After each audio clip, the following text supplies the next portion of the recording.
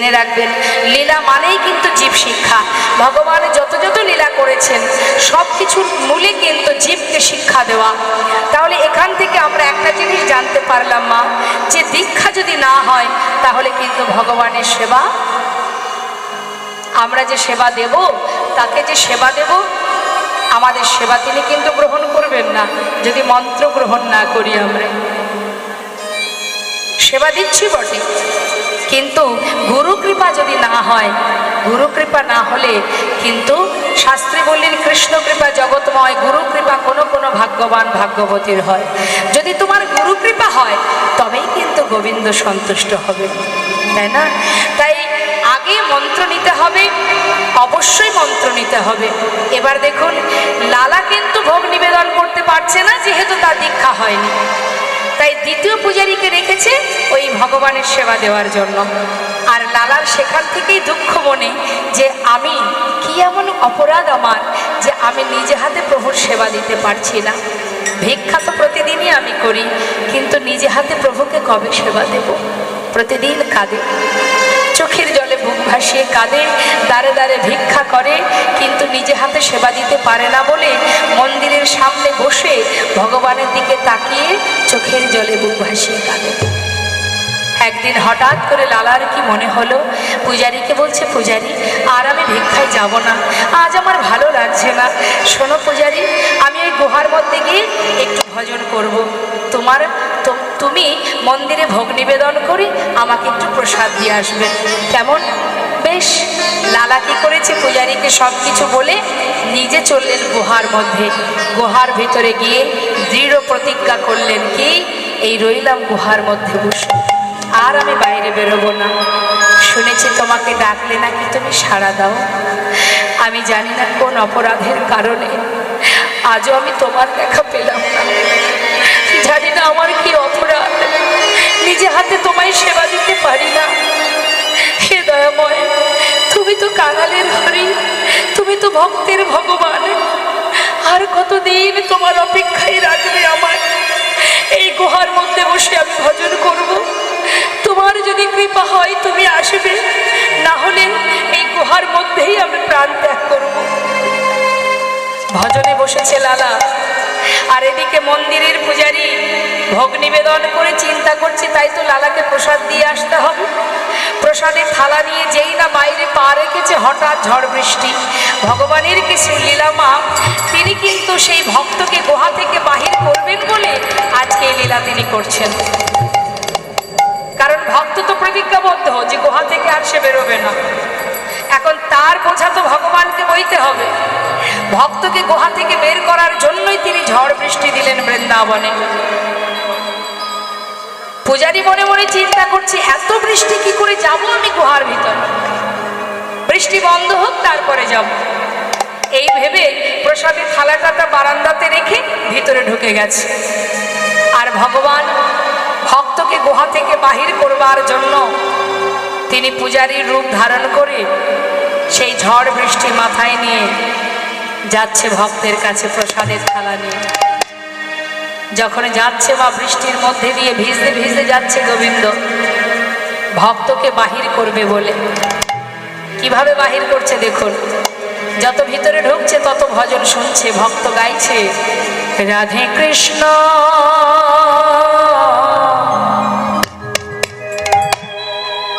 রাধে কৃষ্ণ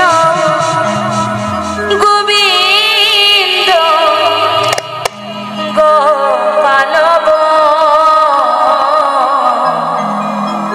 রাধা রমণ হরে হরে হরে।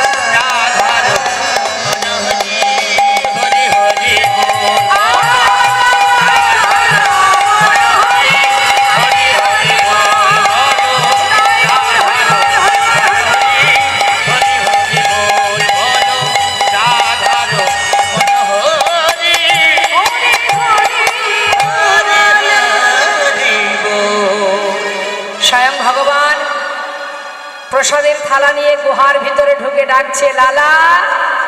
লালা কিন্তু চিনতে পারছে না মা, কারণ বেশটা কি পূজারীর বেশ। লালা, কে? আমি পূজারী, তুমি প্রসাদ খাবে না? এই দেখো প্রসাদ এনেছি। লালা কিন্তু কিছুই বুঝতে পারলো না, প্রসাদ খেলো, আবার প্রভু চলে গেলেন। এদিকে বৃষ্টি যেই বন্ধ হয়ে গেছে, মন্দিরের যে প্রকৃত পূজারী সে চিন্তা করছে তাই তো লালাকে প্রসাদ দিয়ে আসি, বৃষ্টি তো বন্ধ হয়ে গেছে। যেই না প্রসাদের পাত্র নিয়ে আবার গুহার ভিতরে গেছে মা, গুহার ভিতরে গিয়ে ডাকছে লালা। লালা, কে? আমি গো পূজারী, তুমি প্রসাদ খাবে না? এই না প্রসাদ। আমি তো খেয়েছি প্রসাদ। খেয়েছো? খেয়ে দিল তোমার? কেন? তুমি তো এসেছিলে। আমি তো আসিনি। তুমি আসনি? তোমার মতো বেশ, তোমার মতো কণ্ঠস্বর, তোমার মতো দেখতে, তুমি তো এসেছিলে। আমার মনে হয় তুমি হয়তো মনে করতে পারছো না। লালা, বিশ্বাস করো, আমি সত্যি আসিনি। তবে কে এসেছিল? লালা, আমার মতো দেখতে, আমার মতো কণ্ঠস্বর। জানো লালা, তিনি যে কখনই কিভাবে কাকে কৃপা করে, লালা তুমি কাছে পেয়েও চিনতে পারলে না। পূজারী, তুমি কার কথা বলছো? আমি তোমার কথা বুঝতে পারছি না। বলো না, বলো না, কে এসেছিল আমার কাছে, একটিবার বলো না। পূজারী বলছে লালা, এরপরেও জিজ্ঞাসা করছো তুমি? তুমি বুঝতে পারছো না লালা? মিছে কেন পুছো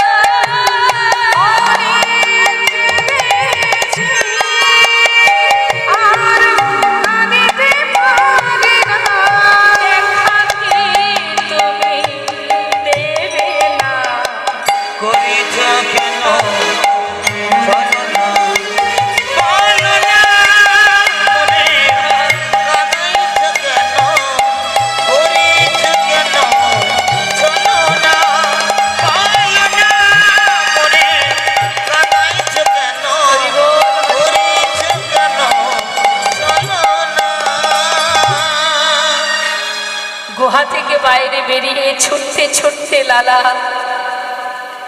সেই বাবাজির চরণে গিয়ে চরণটা জড়িয়ে ধরে চরণ তলে আছড়ে পড়ল। বাবাজি বলছে, লালা আমার চরণে পড়লে কেন, সরে যাও, কি হলো তোমার? বাবাজি, আজ আমি আর তোমার চরণ ছাড়বো না।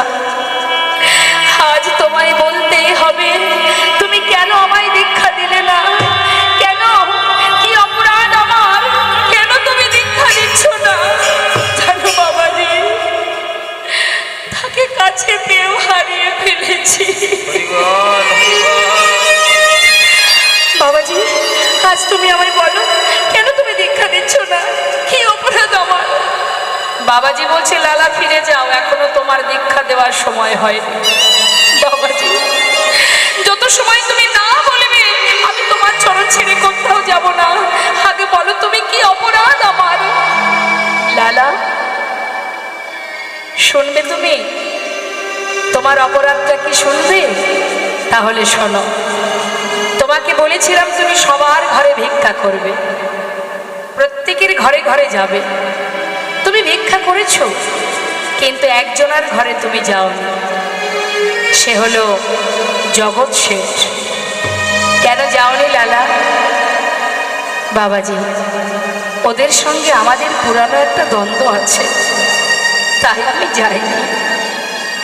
লালা, যখন তুমি জমিদার ছিলে তখন তোমার দ্বন্দ্ব ছিল, বিবাদ ছিল।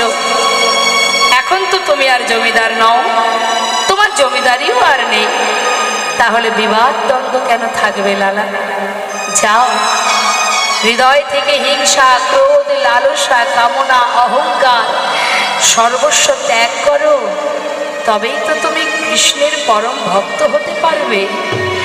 ভজন অত সহজ নয় লালা।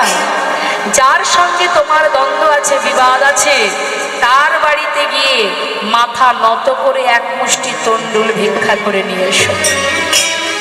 এখান থেকে আমাদের জানতে হবে, বুঝতে হবে, মা, যদি তুমি ভক্তি রাজ্যে প্রবেশ করো, যদি ভগবানের সেবা দাও, সবার আগে তোমার ভিতর থেকে হিংসাকে দূরে সরাতে হবে। কারোর প্রতি যদি তোমার, কোনো জীবের প্রতি যদি তোমার হিংসা থাকে, যদি কারোর প্রতি তোমার রাগ থাকে, তাহলে কিন্তু ভগবানের সেবা হবে না। তাই যার প্রতি তোমার রাগ আছে, অভিমান আছে, হিংসা আছে, তার বাড়ি থেকে নতমস্তকে গলবস্ত্র হয়ে ভিক্ষা করে তাকে নিমন্ত্রণ করে সসম্মানে বাড়িতে এনে বৈষ্ণব সেবা যদি দিতে পারো, তবেই তোমার ভগবত সেবা পূর্ণ হবে। তাই গৌর হরিব, না হলে সব বৃথা। লাখ লাখ টাকা খরচ হবে, বিনিময়ে যতটুকু পূর্ণ কৃপা পাওয়ার জন্য করা হয়েছিল সেটা আর পাওয়া হবে। তাই বলে যাও লালা, মন্ত্র পেতে হলে আগে তোমার যে চিরশত্রু তার ঘর থেকে ভিক্ষা করে আনতে হবে। লালা চললেন ভিক্ষার ঝুলি নিয়ে। মস্ত বড় জমিদার লালা কাঁধে ভিক্ষার ঝোলা নিয়ে জগৎ শেঠের দ্বারে গিয়ে পৌঁছালো। ভিক্ষাং দেহি। দূর থেকে দাঁড়িয়ে দেখতে পেয়ে চিনতেও পারলো, আচ্ছা এ তো সেই জমিদার, দ্বারে এসেছে ভিক্ষা নিতে। কি ব্যাপার?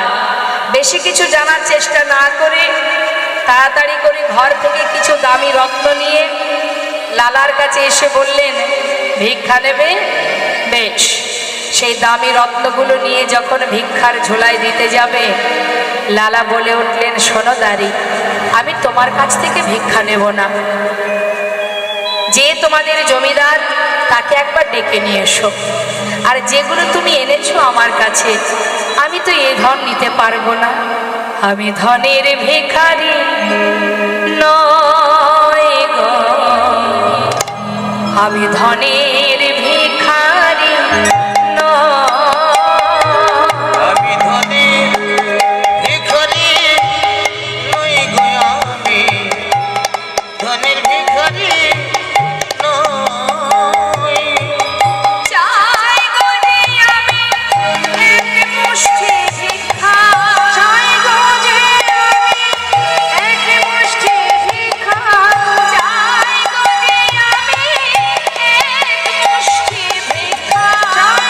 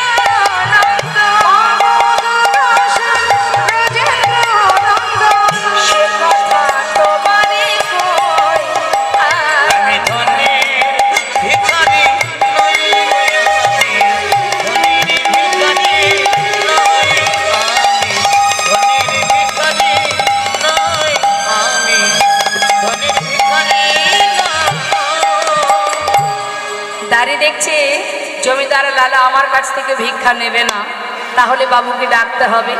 ঘরের ভিতরে প্রবেশ করে জগৎ শেঠকে বললেন, বাবু, পুরানো শত্রু আপনার দ্বারে দাঁড়িয়ে আছে ভিক্ষার ঝুলি নিয়ে। জগৎ শেঠ বললেন, কে সে? আর কে? সেই বড় জমিদার লালা। বলো কি তুমি? আমি দেখতে চাই তাকে।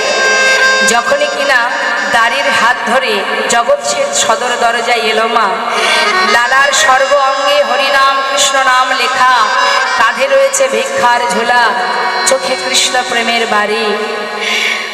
এক দৃষ্টিতে তাকিয়ে জিজ্ঞাসা করছে, তুমি যে বেশ পরিধান করে আমার দ্বারে দাঁড়িয়েছ,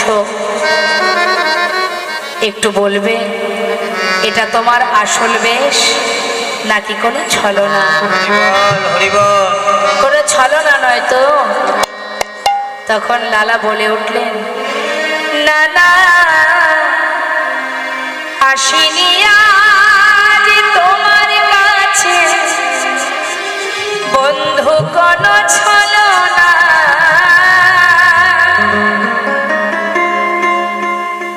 ঘাটের মাঝি পার ঘাটাতে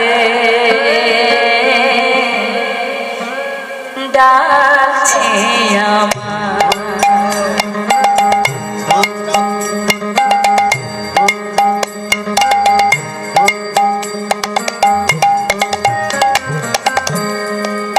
না না, আসেনি আজ তোমার কাছে বন্ধু কোনো ছলনা, ঘাটের মাঝি পার ঘাটাতে বসে ডাকছে আমার। যদি এক মুষ্টি দাও গো ভিক্ষা, ও বন্ধু, তবে হবে ওই গুরু পদে দীক্ষা। যদি এক মুষ্টি দাও গো ভিক্ষা,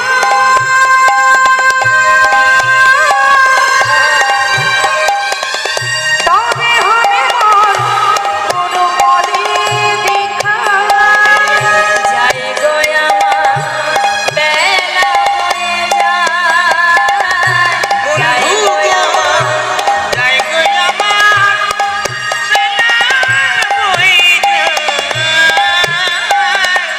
ঘাটের মাঝি পার ঘাটাতে বসে ডাকছে আমার। ঘাটের মাঝি পার ঘাটাতে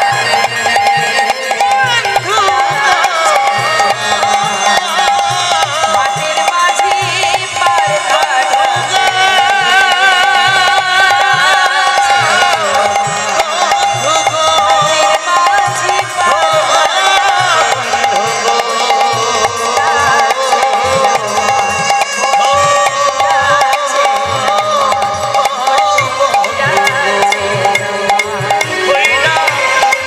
মাঝি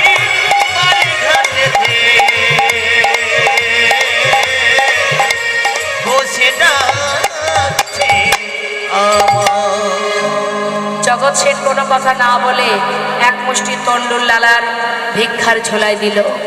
যেই না ভিক্ষা পেয়েছে, লালা আর স্থির নেই মা, পাগলের ন্যায় ছুটতে ছুটতে বাবাজির কাছে গিয়ে বলছে, বাবাজি, চেয়ে দেখো, আমি ভিক্ষা এনেছি, এবার তো তুমি মন্ত্র দাও, আর কতদিন আমি যে তার দেখা পেতে চাই। বাবাজি বলছে, মন্ত্র তো অবশ্যই দেব, কিন্তু তোমার পিছনেও কে আসছে? আমার পিছনে? হে কি বন্ধু, তুমি আমার পিছনে এসেছো কেন?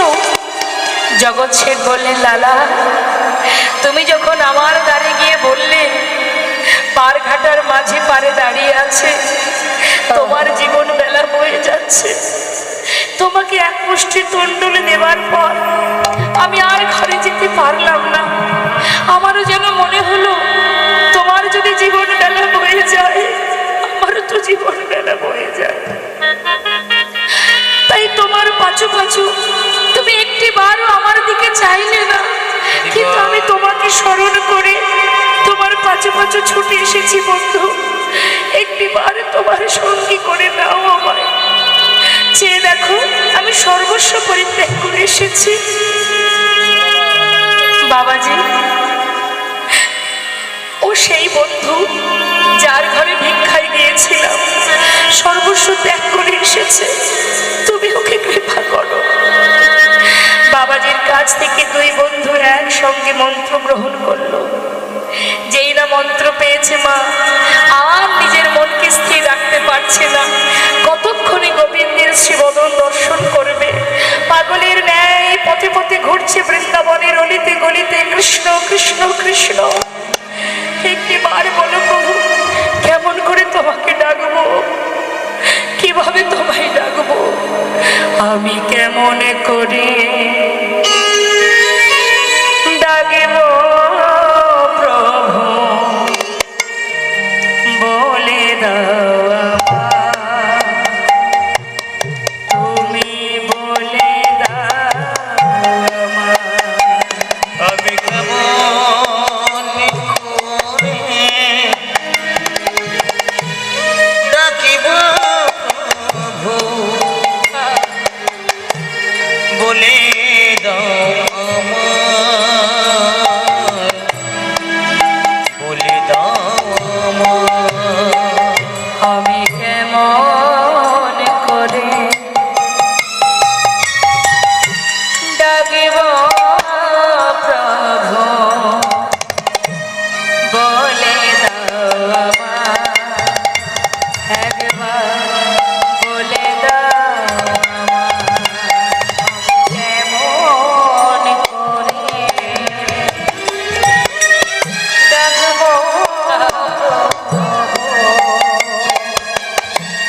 বলে দাও আমায়।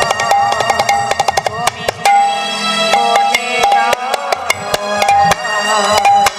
তুমি লক্ষ্মী দয়াল হরি, সবারই দয়া করো। আমি অধম রইলাম পড়ে, তোমার বিচার কেমন করো। তুমি দয়াল হরি, সবার বিচার করো। আমি অধম রইলাম পড়ে, তোমার বিচার কেমন করো। তুমি নাকি দয়াল হরি, সবার দয়া করো। আমি অধম রইলাম পড়ে, বলো বিচার কেমন করো। তুমি নাকি দয়াল হরি, তুমি সবার বিচার করো।